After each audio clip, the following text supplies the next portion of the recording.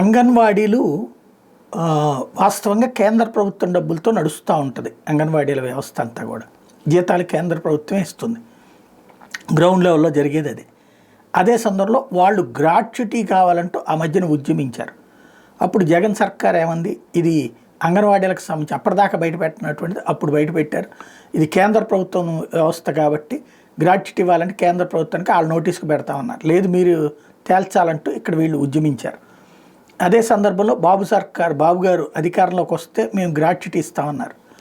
తాజాగా గ్రాట్యుటీకి సంబంధించి నిర్ణయం తీసుకున్నారని, త్వరలో గ్రాట్యుటీ అమలు చేయబోతున్నారు. ఇప్పుడు ఎమ్మెల్సీ ఎలక్షన్ కోడ్ ఈ నెలాఖరు వరకు ఉంటుంది. ఆ తర్వాత కోడ్ వెళ్ళిపోయాక ఈ మేరకు జీవో రాబోతుంది అన్నటువంటిది ఈనాడు రాసుకొచ్చినటువంటి వార్త.